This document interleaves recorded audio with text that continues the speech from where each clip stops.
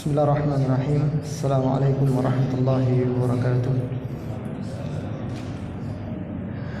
Innal hamdalillah nahmaduhu wa nasta'inuhu wa nastaghfiruh wa na'udzu billahi min shururi anfusina wa sayyiati a'malina. Man yahdihillahu fala mudilla lahu wa man yudlil fala hadiya lahu. Ashhadu an la ilaha illallah wahdahu la syarika lah wa ashhadu anna Muhammadan abduhu wa rasuluh la nabiyya ba'dah. Amma ba'du fa inna asdaqal hadis kitabullah wa khairal huda huda Muhammadin sallallahu alaihi wasallam wa syarrul umuri muhdatsatuha fa inna kulla muhdatsatin bid'ah wa kulla bid'atin dhalalah wa kulla dhalalatin finnar. Ayyuhal muslimun rahimani wa rahimakumullah. Jamaah salat maghrib Masjid Nidal Fitrah, yang semoga Allah Subhanahu wa taala senantiasa menjaga kita dan meneguhkan kita di atas iman, Islam dan ihsan. Jamaah rahimani wa rahimakumullah. Puji syukur kepada Allah Subhanahu wa taala yang mana pada hari ini dengan izinnya, dan kita berharap apa-apa yang sudah Allah takdirkan untuk kita berupa amal-amal soleh, mungkin dari mulai bacaan surat Al-Kahfinya, salat malamnya, mungkin ada yang saumnya, ada yang sudah bersedekah, mungkin ada yang sudah bekerja dengan niat mencari nafkah, dengan salat sunnah duhanya, dengan tilawahnya, dengan salat Jumatnya, dengan berjalan kakinya menuju masjid Allah, dengan sujudnya, dengan istighfarnya, dengan pengajarannya kepada umat, dan masih banyak lagi kebaikan-kebaikan yang mungkin pada hari ini sudah kita lalui. Bahkan di antara saudara kita ada yang sudah mengumpulkan pahala yang luar biasa, yang apabila dinampakkan pahala tersebut, tentu kita akan meninggalkan atau setidaknya berpaling dari perkara-perkara dunia. Di antara saudara-saudara kita ada yang sudah ikut merawat jenazah, mungkin kita masih di tempat lain. Dan untuk hal yang seperti inilah sebenarnya Allah Subhanahu wa taala berfirman, fastabiqul khairat.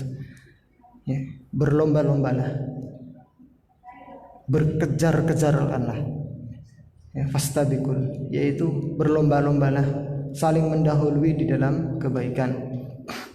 Maka untuk yang seperti inilah hendaknya kita itu merasa iri karena tertinggal dengan apa yang mereka sudah kumpulkan. Karena demikianlah potret para sahabat radhiyallahu anhum. Mereka tidak iri dengan harta saudaranya, tetapi justru mereka iri dengan amalan saudaranya. Ketika orang-orang miskin cemburu, iri dengan orang-orang kaya, bukan karena kekayaannya. Mereka mengatakan, mereka sholat sebagaimana kita sholat, mereka membaca sebagaimana kita membaca, mereka berpuasa sebagaimana mereka berpuasa, tapi mereka bisa bersedekah dengan hartanya, tapi kita tidak mampu.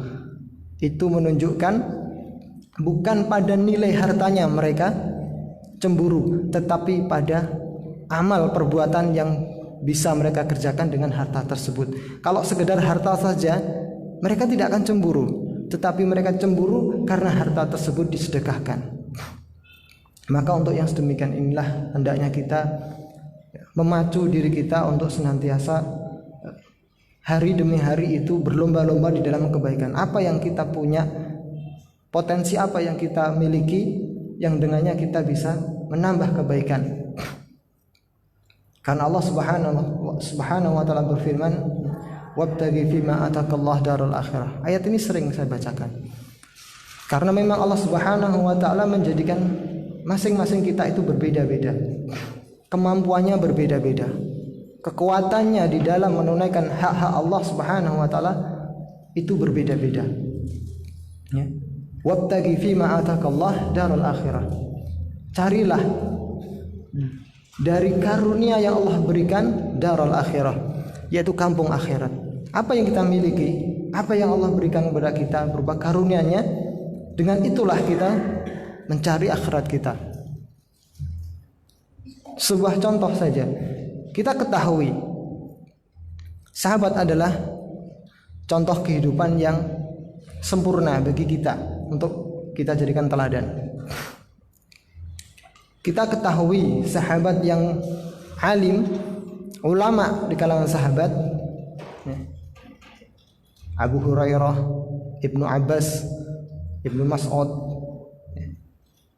itu adalah ulama-ulama sahabat. Hadis-hadisnya sampai kepada kita. Karena mereka lah kita tahu perilaku Rasulullah, kita tahu perkataan Rasulullah, kita tahu sikap Rasulullah. Tapi ada di antara sahabat-sahabat Rasulullah yang tidak bisa kita pandang sebelah mata jasanya kepada Islam, tetapi bukan dari sisi ilmu. Kita tahu Khalid bin Walid radhiyallahu anhum. Siapa yang tidak kenal Khalid bin Walid? Dia adalah panglima terhebat, bahkan dijuluki dengan Saifullah, ya, pedang Allah. Siapa yang menjuluki Rasulullah sallallahu alaihi wasallam? Jasanya luar biasa terhadap Islam. Namun beliau tidak punya andil satupun, ya. Selama yang saya ketahui, beliau tidak punya satupun andil di dalam meriwayatkan hadis. Itu bukan berarti beliau tidak punya jasa. Siapa yang menyaksikan jasa beliau? Kemudian sahabat Umar, Abu Bakar, tidak banyak hadisnya, tapi mereka memiliki keutamaan dengan apa yang mereka miliki. Bilal.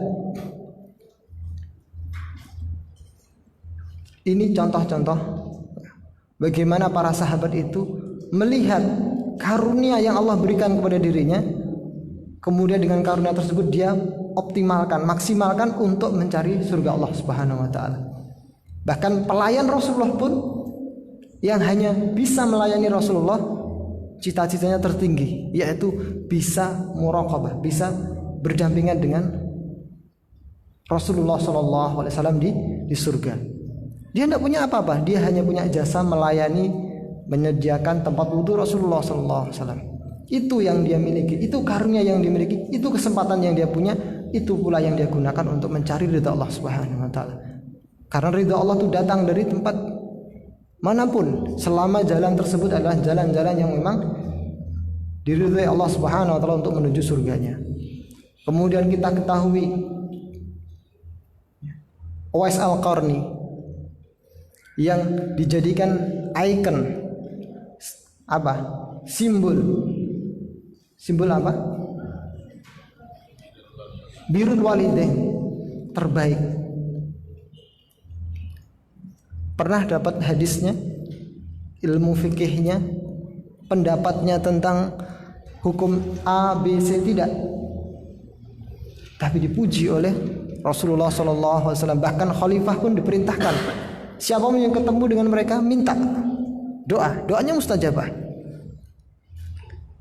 Hanya dari pintu berbakti. Jadi kenalilah, ya. Mari kita saling mengenali potensi kita.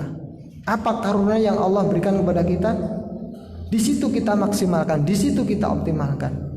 Di antara kita mungkin ada yang diberikan kemampuan, ya, dari sisi finansial, dari sisi harta.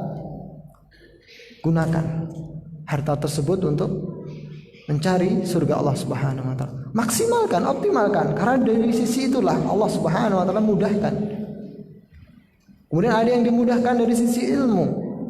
Allah luaskan ilmunya, Allah mudahkan ilmu tersebut. Maka dari sisi itu dia harus maksimalkan. Ada yang Allah beri kemampuan di dalam tenaganya, seperti Khalid bin Walid, tenaga dan kecerdasannya di dalam strategi perang. Dia maksimalkan untuk menolong agama Allah Subhanahu wa taala.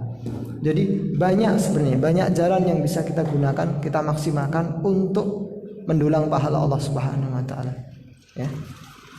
Oleh karena itu di kesempatan ini dan di hari-hari berikutnya kita harus pandai-pandai mengenali kemampuan kita apa, potensi kita apa yang Allah berikan kepada kita, yang kita rasa mudah bagi kita. Karena memang kita jumpai, saya sendiri menjumpai ketika dulu kami di Ma'had, ada di antara anak-anak itu yang sudah berusaha keras ya, menghafal, berusaha keras memahami, tapi memang sepertinya Allah tidak mudahkan jalan dia untuk belajar. Akhirnya dia banting setir, bekerja. Masya Allah, ternyata dengan bekerja itu dia bisa menyumbang pondok, dia bisa membantu ustadznya, dia bisa membantu santrinya. Maka di sisi itu ya, kita harus maksimalkan. Ya sudah, mungkin ini cara Allah Subhanahu wa taala untuk membuat antum bisa menolong agama Allah.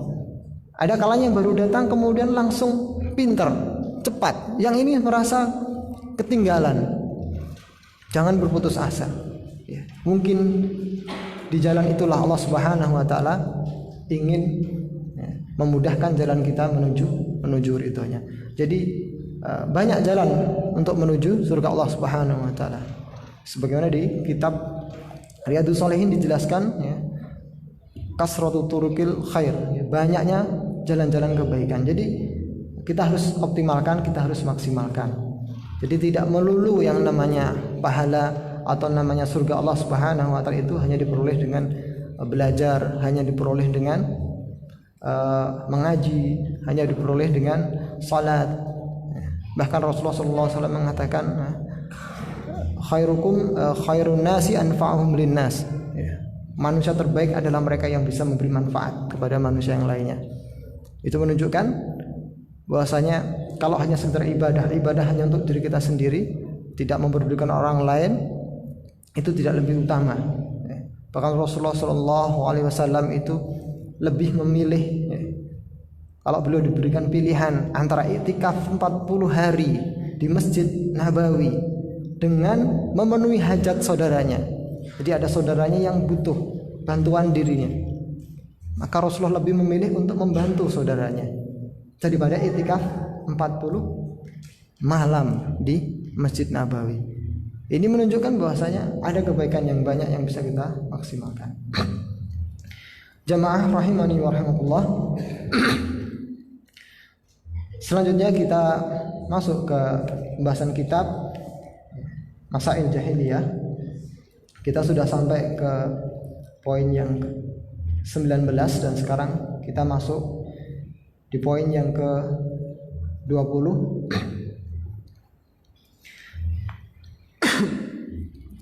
Di antara sikap jahiliyah atau ya perbuatan bodoh, ya kalau kita artikan bodoh di sisi Allah Subhanahu wa taala, termasuk kebodohan yang dibenci oleh Allah Subhanahu wa taala. Di sini saya mengatakan i'tiqaduhum anna af'alas saharati wal kuhani min karamatil awliya. Termasuk di antara perkara-perkara jahiliyah yang sampai sekarang pun masih tersebar di masyarakat kita, yakni anggapan bahwasanya perbuatan-perbuatan sihir atau semacam-macam sihir, wal kuhan dan perdukunan, min karamatil aulia, termasuk bentuk karomah para wali. Ya.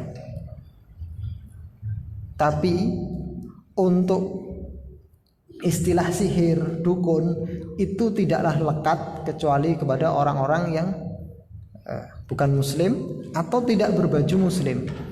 Tapi apabila dia sudah mengenakan sorban, dia sudah menggunakan tasbih, dia mengenakan pakaian yang seolah-olah pakaian orang-orang yang identik dengan orang alim, maka istilah-istilah sihir, dukun itu tidak berlaku. tapi sebenarnya hakikatnya sama. Ya. Jadi termasuk kebodohan adalah anggapan keyakinan bahwasanya adanya keanehan-keanehan, adanya kemampuan-kemampuan yang di luar kemampuan manusia, ya ini kemampuan-kemampuan di luar batas manusia. Itu adalah tanda karomahnya para wali. Jadi untuk mengukur orang tersebut wali atau bukan itu adalah diukur dengan kesaktiannya, diukur dengan keanehan-keanehan yang muncul pada diri orang tersebut. Dan anggapan ini mendarah daging, ya. Kalau disebutkan ya, keyakinan ini mendarah daging pada keyakinan kaum muslimin, ya.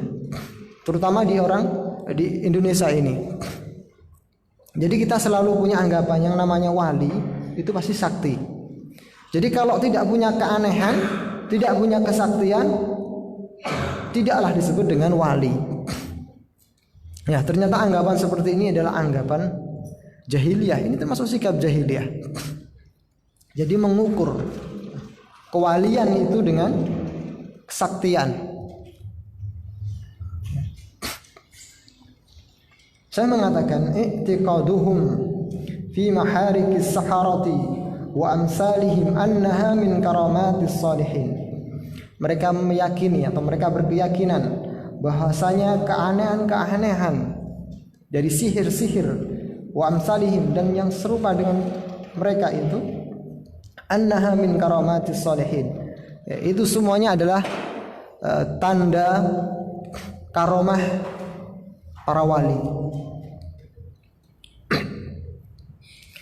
Wa nisbatihi ilal anbiya, dan itu juga dinisbatkan kepada para nabi. Kama nasabuhu li Sulaiman alaihi salam, sebagaimana mereka nasabkan atau mereka sandarkan kepada Nabi Sulaiman alaihi salam. Sebelum kita baca syarah, kita melihat fenomena di negara kita. Banyak orang-orang digelari wali, tapi perilakunya jauh dari tuntunan syariat. Justru yang nyeleneh-nyeleneh, yang aneh-aneh itu mendapatkan gelar wali. Diperparah lagi dengan tontonan atau tayangan-tayangan. Wali-wali yang kita dengar hanya sebagai cerita, sanadnya pun tidak karuan dari mana, kemudian difilmkan. Dan yang ditayangkan ya seperti yang kita saksikan itu. Ya, tasbih dilempar bisa mengikat orang, ya. Kemudian seperti dongeng, ya, dari perjalanan dari Jawa Timur ke Jawa Barat hanya ditempuh dengan berapa malam. Bahkan di buku yang saya baca itu kisah Wali Songo yang khurafat yang diceritakan itu, saking saktinya, saking besarnya karomah wali tersebut, ya. Jadi ketika dia mau pergi dari suatu daerah ke daerah yang lain, itu didekatkan. Jadi tinggal satu langkah. Jadi Pulau Jawa itu dilipat seperti ini. Kemudian dia melangkah, sampailah ke tanah tersebut. Kemudian Pulau Jawa itu kembali memanjang. Nah ini kan kisah yang seperti ini kemudian difilmkan. Bayangkan, sehingga itu menjadi keyakinan. Dan yang nonton seperti itu adalah orang-orang awam, kemudian anak-anak kecil, sehingga itu terbentuk sekali bahwasanya yang namanya wali itu identik dengan kesaktian. Kalau tidak punya kesaktian, maka bukan wali. Bahkan saking saktinya tidak bisa disentuh dengan pisau. Kita saksikan film-film wali itu nggak bisa disentuh, saking saktinya. Cukup dibeginikan saja sudah tunggang langgang itu musuh. Sehingga karena berangkat dari pemahaman yang salah seperti inilah sebagian orang, ya, sebagian orang muslim, saudara kita muslim ini menempuh jalan pintas, yaitu mereka melakukan riyadhah, ya, olah batin, dengan mengamalkan amalan-amalan yang dengan amalan tersebut mereka memiliki kesaktian-kesaktian. Dan bagi mereka yang awam, inilah karomah. Ini bentuk kesaktian kiai tersebut. Ini bentuk karomah dari kiai tersebut. Padahal mereka melakukan amalan. Padahal yang kita ketahui bahwasanya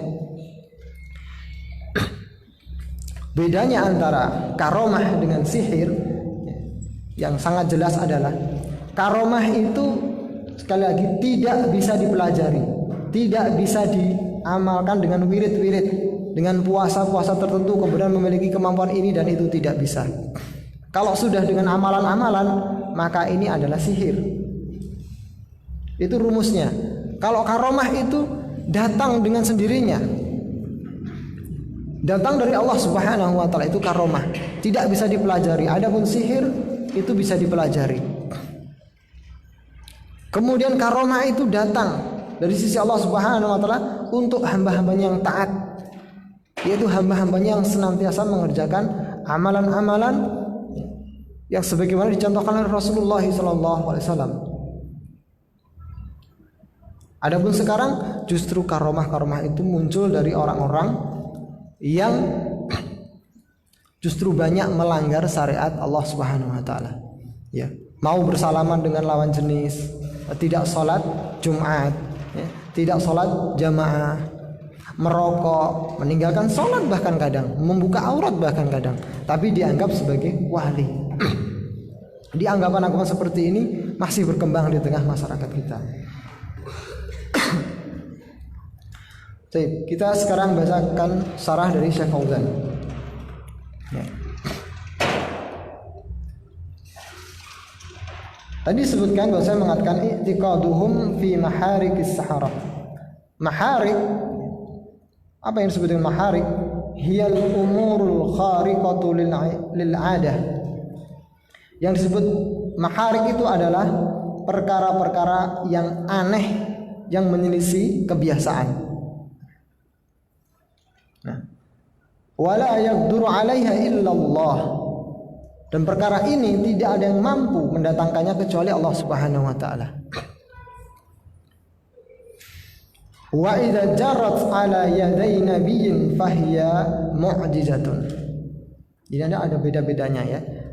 Jadi perkara-perkara yang aneh ini yang menyelisih adat, menyelisih kebiasaan, seperti orang bisa jalan air kemudian dibakar tidak terbakar, yang seperti Nabi Ibrahim alaihissalam, ya. Perkara-perkara tersebut itu tidak datang kecuali dari Allah Subhanahu wa taala. Apabila itu terjadi pada nabi, itu disebut dengan mukjizat. Ya. Jadi kalau keanehan-keanehan tersebut terjadi pada nabi, itu namanya mukjizat. Ya. Mislu qalbil asa hayyatin li Musa alaihissalam, seperti berubahnya tongkat Musa menjadi sesuatu yang hidup atau ular. Nah, ini terjadi pada nabi, berarti itu namanya mukjizat. Mislu ma indi Isa alaihissalam min ibra'il akmahi wal abras. Kemudian juga semisal apa yang ada pada Nabi Musa alaihissalam atau Nabi Isa alaihissalam, berupa bisa menyembuhkan kusta, buta dan kusta. Kalau itu terjadi pada Nabi, maka ini adalah mukjizat.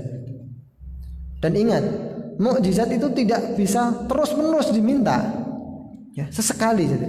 Tapi kalau bisa terus-menerus, ini perlu juga. Ada orang kok bisa menyembuhkan, kemudian didatangkan lagi bisa menyembuhkan sakarpe dewi gitu, curigai saja ini adalah sihir. Ya. Allah mukjizat itu dia harus memohon kepada Allah Subhanahu wa taala dulu. Kalau dikabulkan maka bisa, kalau tidak maka tidak bisa. Ya. Ini namanya mukjizat. Dan sifatnya mukjizat itu adalah pasti mengungguli, mengalahkan yang lainnya. Seperti halnya ketika Nabi Musa, saat itu lawan sihirnya adalah ular. Maka diperintahkan oleh Allah untuk melemparkan tongkatnya, dan saat itu juga tongkat itu berubah jadi ular. Dan tidak mesti setiap kali dilempar tongkatnya jadi ular. Ini namanya mukjizat, itu kehendak dari Allah Subhanahu wa taala. Adapun sihir itu pasti bisa direncanakan. Ya. Sihir bisa direncanakan dan bisa dipertontonkan. Adapun mukjizat tidak. Tidak bisa datang setiap waktu. Wa ihya'il mauta biiznillah. Ya, termasuk mukjizat Nabi Isa adalah bisa menghidupkan orang yang mati dengan izin Allah Subhanahu wa taala. Wa ma a'tahu Allah li Muhammadin sallallahu alaihi wasallam minal mu'jizati allati 'azzamuha hadzal Qur'anul azim, dan juga semisal mukjizat yang diberikan oleh Nabi kita Muhammad sallallahu alaihi wasallam berupa Al-Qur'an. Jadi Al-Qur'an ini adalah mukjizat yang sampai akhir zaman bisa kita nikmati. Yang selama ini kita anggap mukjizat itu pasti yang namanya keanehan ya, dibakar tidak terbakar seperti Nabi Ibrahim, dan Nabi Sulaiman yang bisa berbicara dengan hewan. Pokoknya yang aneh-aneh, yang unik-unik itu kita anggap mukjizat. Padahal Al-Qur'an itu adalah mukjizat dari Allah Subhanahu wa taala. Yang bisa merasakan Al-Qur'an itu mukjizat itu siapa? Mereka yang banyak berinteraksi dengan Al-Qur'an. Pasti mereka bisa merasakan mukjizat Al-Qur'an. Cukuplah yang kita bisa menganggap Al-Qur'an itu, meyakini meyakini Al-Qur'an itu mukjizat. Al-Qur'an itu bisa dihafal oleh anak-anak yang dia tidak berbicara dengan bahasa Arab. Dan di seluruh negara banyak. Dia tidak berbicara dengan bahasa Arab, tapi dia bisa menghafal Al-Qur'an, dan itu tidak terjadi kepada bahasa yang lain. Itu kalau tidak Allah mudahkan tidak mungkin. Kalau itu bukan mukjizat tidak mungkin. Kemudian yang lainnya ini yang butuh interaksi lebih, yaitu di dalam Al-Qur'an itu tidak akan antum jumpai ta'arud, pertentangan sedikit pun tidak akan ya. Ini pelajaran yang kemarin pagi ya, mungkin yang di antara jamaah ada juga yang menyimak kajian Ustaz Firanda ketika membahas tentang masalah Yahudi. Ada yang nonton sampai selesai? Nah, kalau nggak ada, bisa saya sampaikan di sini. Di situ dikisahkan bahwasanya episode kedua tentang orang-orang Yahudi, Bani Israel. Saat itu beliau membahas tentang kisahnya Nabi Yusuf alaihissalam. Yang Nabi Yusuf ini adalah anak dari siapa? Yakub. Nah, Yakub inilah yang disebut dengan Israel. Di situ disebutkan ya, singkatnya, Nabi Yusuf alaihissalam setelah menghadapi masa-masa yang berat dengan ujian dan fitnahnya, tiba saatnya beliau Nabi Yusuf alaihissalam diangkat menjadi bendaharawan di kerajaan Mesir. Nah, di situ Allah Subhanahu wa taala ketika mengisahkan tentang Yusuf, ya, Allah Subhanahu wa taala itu memanggil raja Mesir dengan Al-Mulk, Al-Malik atau Al-Mulk. Nah, di situ disebutkan jelas kalau Ustaz Firanda hafizallah taala, ini termasuk bukti mukjizat Al-Qur'an, kebenaran Al-Qur'an. Kenapa?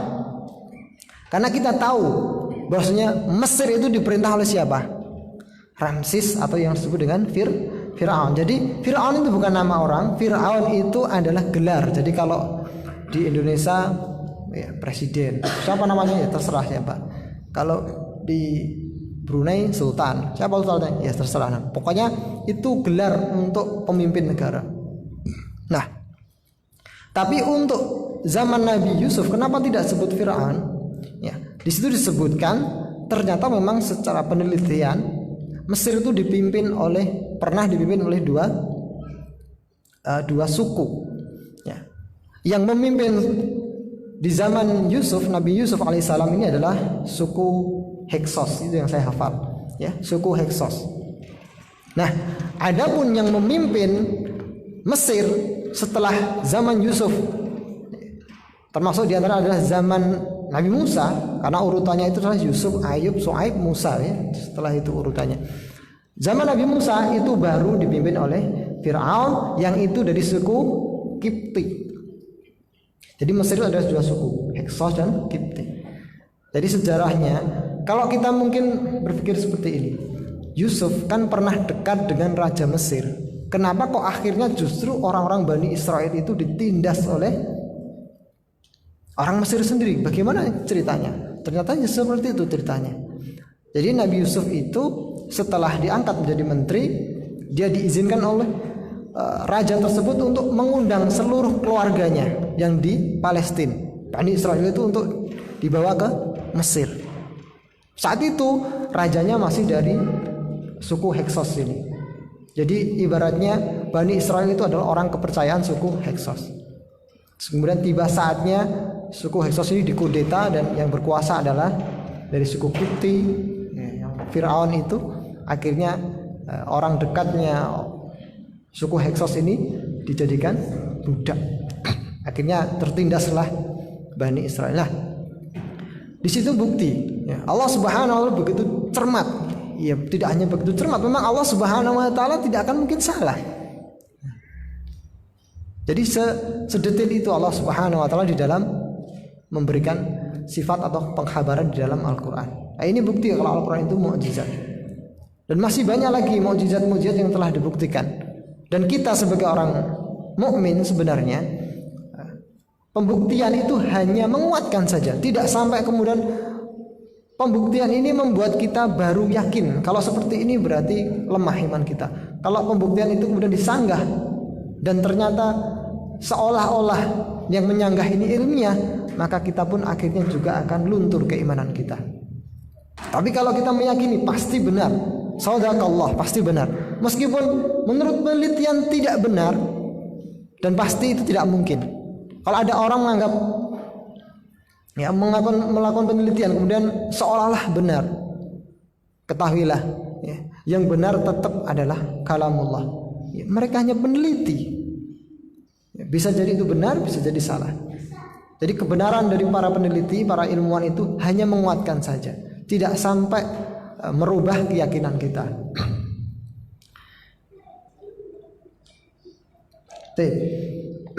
Boleh kita lanjutkan. Amma idza jara khariqal adati ala yadi abdin salihin taqiyyin mu'minin fahada yusamma karamah. Ya, adapun keanehan-keanehan, keajaiban-keajaiban ya, yang terjadi pada diri orang yang saleh, yang bertakwa, yang beriman, itu disebut dengan karamah.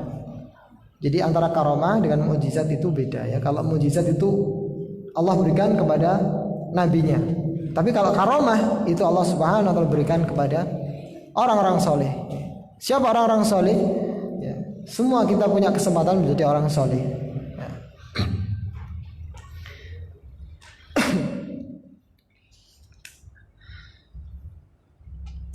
Kemudian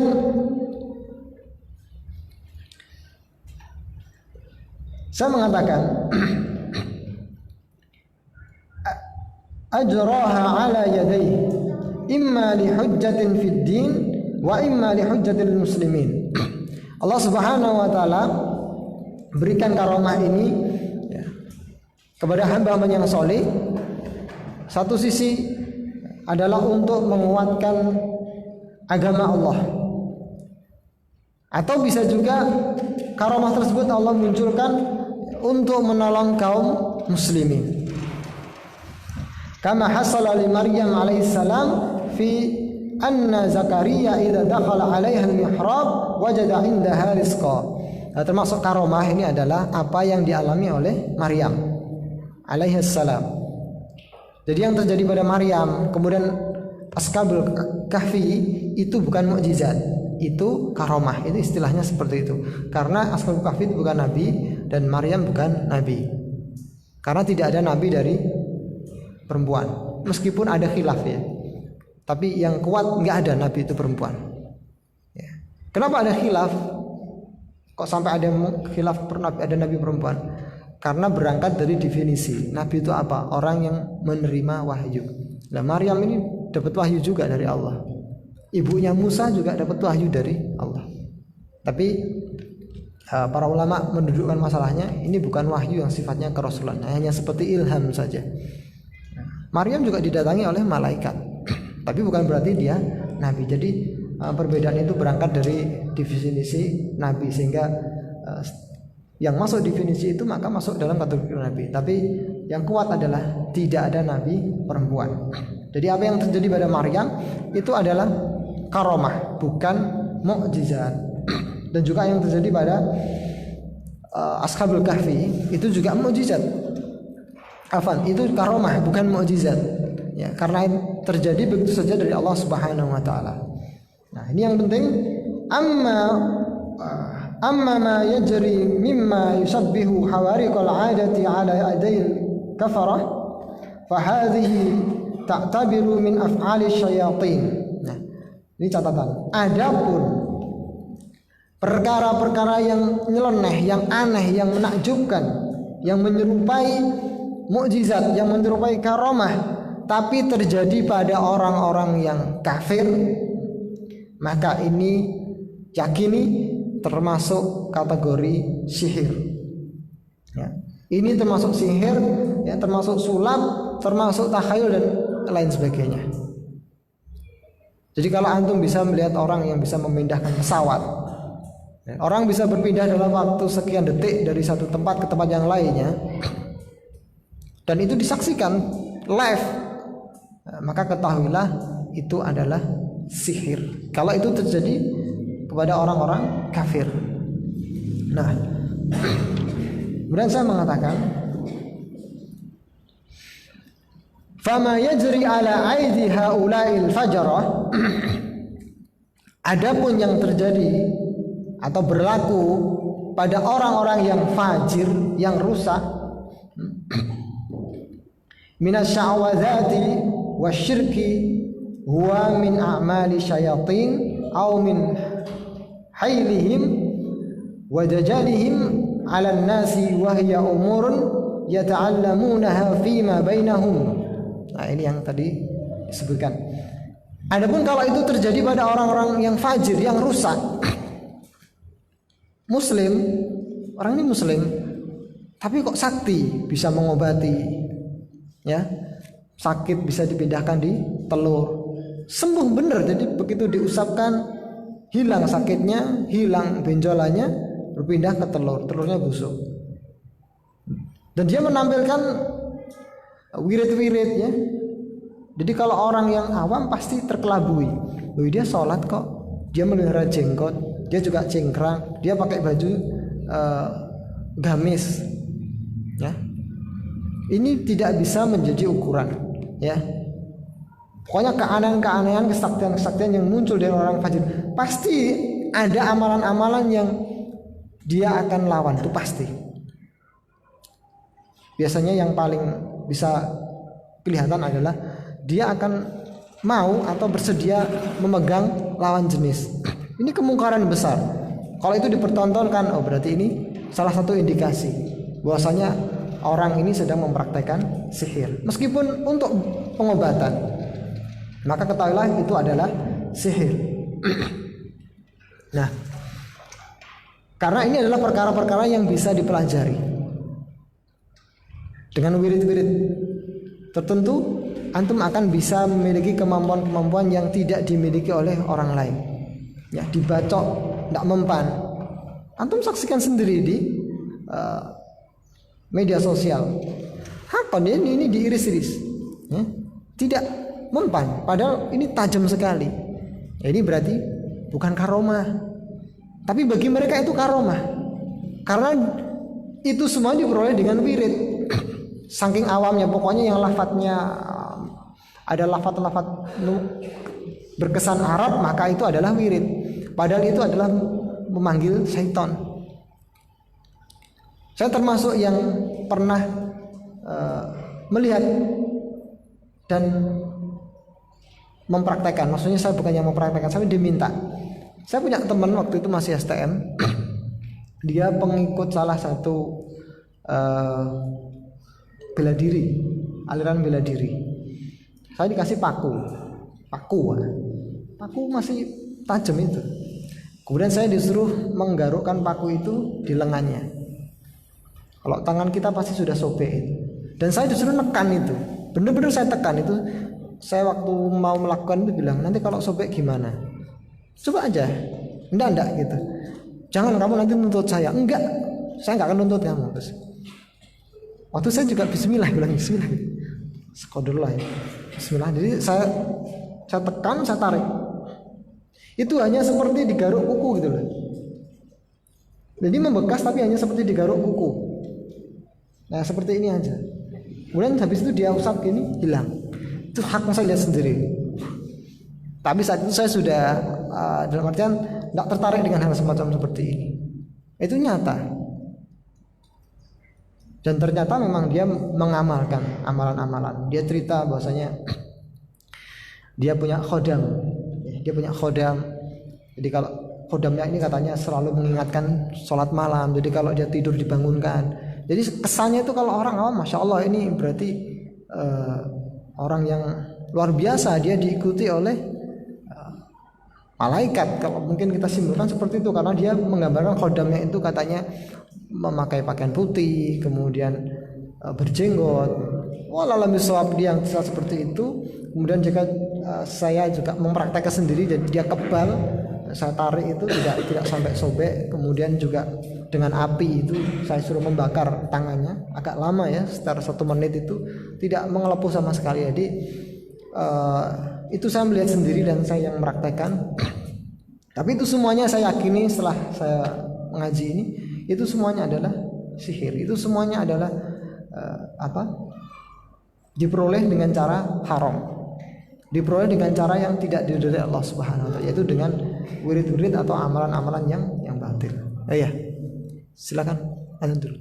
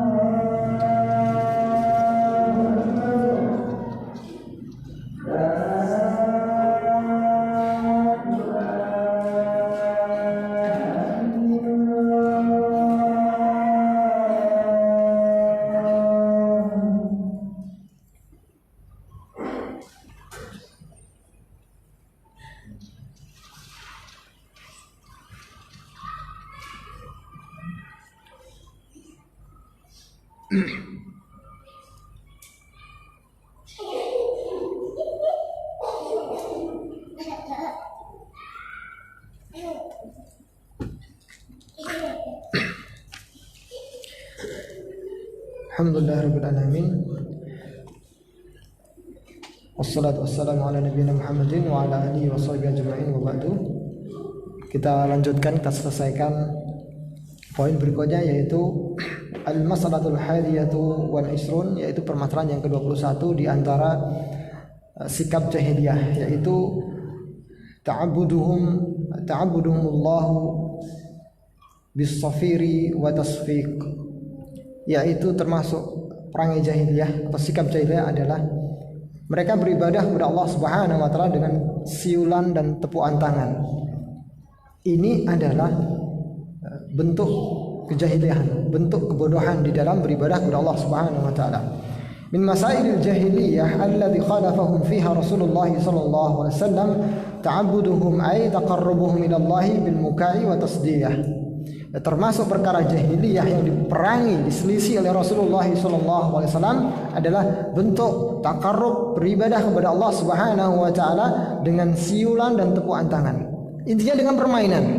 Kalau sekarang musik, nyanyi, beribadah takarrub kepada Allah Subhanahu wa taala dengan menyanyi, dengan bersiul, tepuk-tepuk, goyang-goyang, maka itu semuanya adalah perilaku jahiliyah. Dan kita jumpai pada orang-orang sufi, mereka menari-nari, mereka berputar-putar.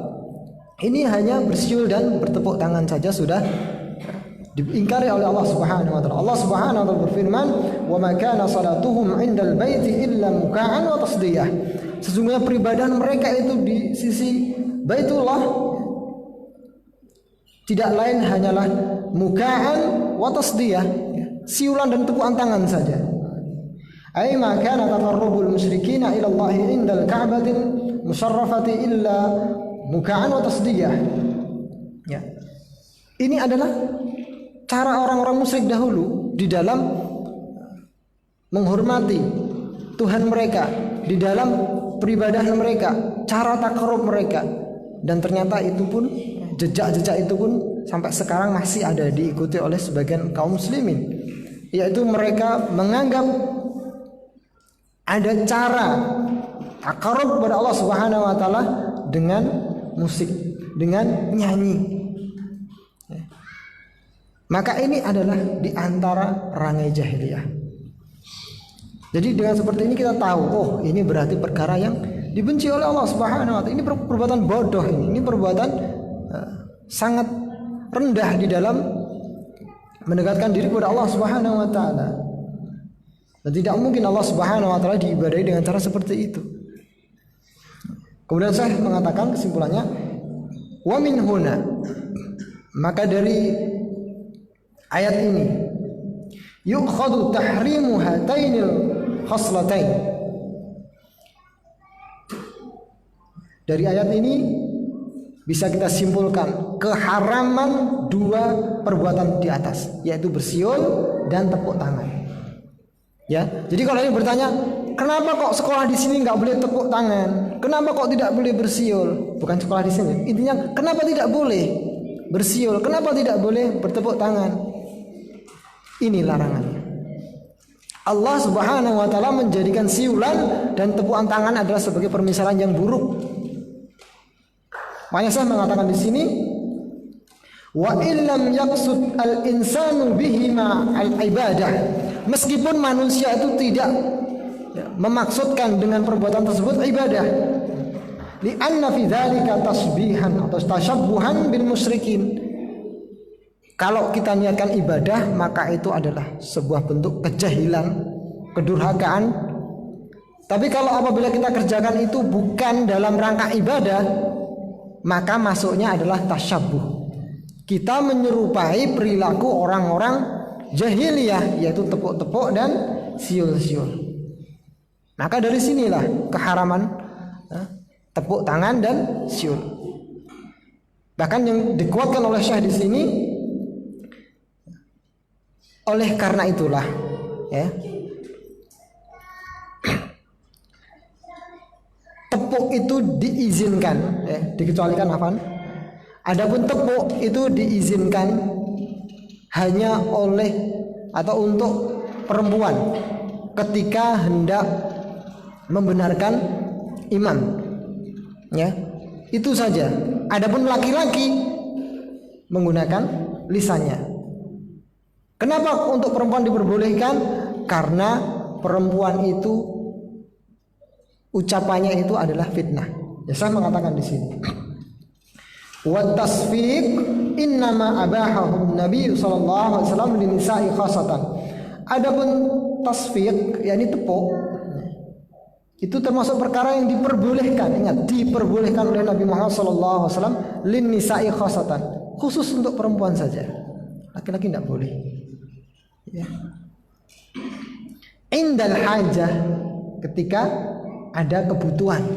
Boleh ketika ada kebutuhan saja. katanbihul atau katanbihil imami idza saha fis salat, seperti mengingatkan imam ketika saha, lupa ragu atau lupa di dalam salat. Kenapa? Lamma fi sautiha, dikarenakan di dalam suara perempuan itu idza kanat bihadratir rijal minal fitnah, karena suara perempuan itu kalau didengarkan laki-laki itu fitnah. Sehingga ketika dalam sholat perempuan ketika ingin menegur imamnya yang salah itu tidak boleh dengan suara, dengan tepuk. Diizinkan, boleh ketika hajat saja. Wala yajuzu lirrajuli ayyatashabbaha bil kuffari wala bil mar'ati fit tasfiq. Adapun untuk laki-laki maka tidak diperbolehkan menyerupai orang-orang kafir ataupun perempuan, yaitu dalam hal tepuk tangan. Di dalam tepuk tangan ini dilarang oleh syariat. Dalilnya apa? Ada nggak dalilnya dilarang tepuk? Nggak ada. Ya, sisi pendalilannya adalah Allah jadikan dua perbuatan tadi, yaitu siul dan tepuk, itu adalah perbuatan yang dicela. Jadi Allah menyebutkan dua perilaku ini dengan penyebutan yang buruk, sehingga kalau perkara itu disifati dengan buruk maka bisa disimpulkan bahwasanya adalah perkara yang dibenci. Maka orang yang beriman hendaknya menjauhi perkara-perkara yang dibenci oleh Allah Subhanahu wa taala. Kalaupun kita tidak ada niat beribadah di situ, maka yang jatuh ke dalamnya adalah tasyabuh, yaitu menyerupai perilaku orang-orang kufar atau orang-orang musyrik. Wallahu a'lam bishawab. Ini yang bisa kami sampaikan, kurang lebihnya mohon maaf. Ya, semoga di kesempatan berikutnya kita bisa melanjutkan permasalahan yang ke-22 di antara perkara-perkara jahiliyah. Wallahu a'lam bishawab. Kita tutup dengan doa ketua majelis. Subhanakallahumma wa bihamdika asyhadu an la ilaha illa anta astaghfiruka wa atubu ilaik. Assalamualaikum warahmatullahi wabarakatuh.